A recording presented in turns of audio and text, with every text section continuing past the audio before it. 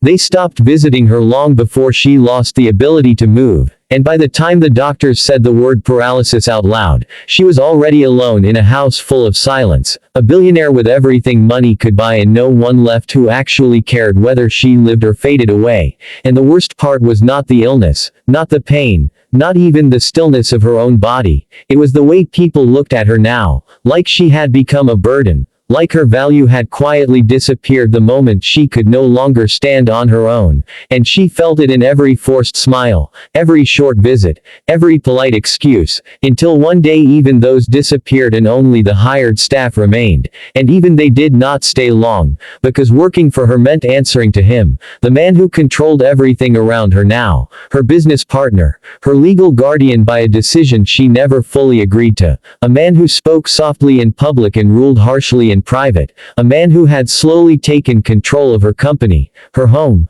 her life, while presenting himself as her savior, her protector, the one who stepped in when she needed help the most, and everyone believed him, because he was powerful, respected, and always one step ahead, and she, trapped in her own body, could not fight back the way she once did. She could not stand in boardrooms or confront him with the same strength. She could only watch as decisions were made in her name, as signatures appeared on documents she never saw, as her world shrank to a single room with wide windows and carefully arranged furniture that felt more like a cage than comfort. And yet she remained quiet, not because she had given up, but because somewhere deep inside she still believed that time had not finished its work, that something, or someone, would shift the balance again, even if she did not know how or when. Days passed slowly, each one blending into the next. The staff came and went, some kind, some indifferent, none staying long enough to matter, because the man made sure of that. He did not want anyone getting too close, anyone who might listen too carefully or notice too much, and so the house remained controlled, predictable, and empty of real connection, until the day a delivery was late. It was a small thing, barely worth noticing, but it changed everything. The courier who arrived that afternoon was not like the others. He was young, clearly tired, his clothes simple, his hands rough from work, and he apologized more than necessary for being late, as if he truly meant it, as if he cared about something as small as timing in a place where time itself had lost meaning. He was about to leave after handing over the package, just another quick stop in a long day, but something made him pause when he saw her through the open door, sitting by the window, motionless, her gaze fixed somewhere far beyond the garden, and for a brief moment, their eyes met, and in that moment, something quiet passed between them, something unspoken. He did not see a billionaire, not a patient, not a responsibility. He saw a person, and that changed the way he looked at her. He hesitated, then asked a simple question, one that no one had asked in a long time. He asked if she needed anything, and the nurse nearby quickly stepped in, dismissing him, saying everything was under control, that he should leave. But he looked at her again, not at the nurse, not at the room, just at her, waiting for an answer that she could barely give. And she did something unexpected, something small but powerful. She blinked slowly, deliberately, once, and then again, and it was enough for him to understand that the answer was not as simple as the nurse made it sound. He left that day, but something stayed with him, something he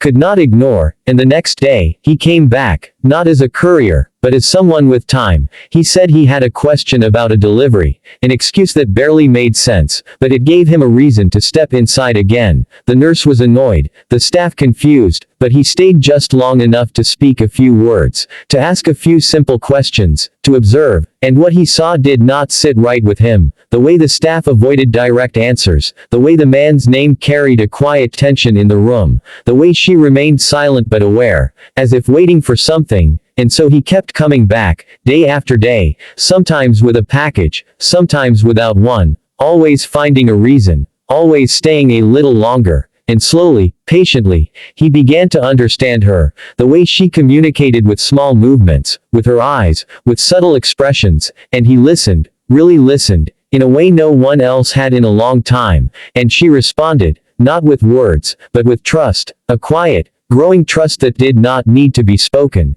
and over time, he became the one constant in her days, the one presence that did not feel controlled or rehearsed, and that alone began to change something inside her. The silence no longer felt as heavy, The waiting no longer felt endless, and he, in his own quiet way, began to piece together the truth, the missing documents, the unusual decisions, the patterns that pointed to something wrong, something hidden beneath the surface, and he knew he was stepping into something dangerous, because the man who controlled her life did not like questions, did not like attention, and certainly did not like someone from outside getting involved. But the courier was not driven by power or ambition, he was driven by something simpler, something stronger, a sense that what was happening was not right, and that she deserved better, and so he continued, carefully, patiently, gathering small pieces of information, speaking to people who once worked in the house, connecting details that others ignored, and all the while, the man remained confident, untouched, believing his position was secure,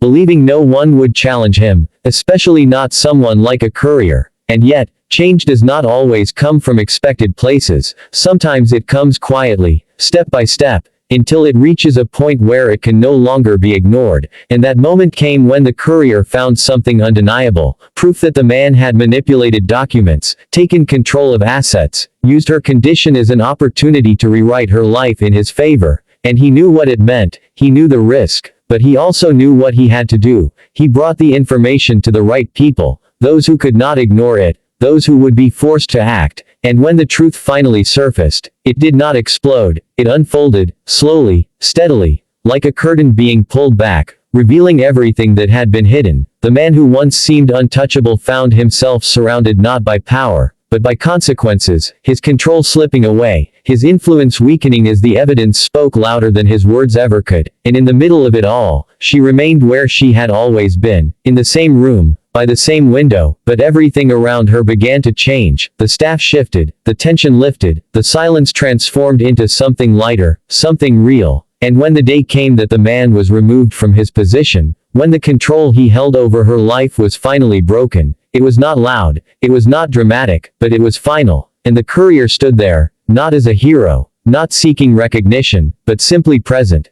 as he had always been, and she looked at him, her eyes steady, filled with something new, something that had been missing for a long time, and in that moment, it was clear that her victory was not just in regaining control of her life, but in finding someone who saw her when no one else did, someone who stayed when everyone else left, and sometimes, that is where true justice begins, not in power, not in revenge, but in quiet persistence, in small acts of courage, and in the simple decision to care when it would have been easier to walk away.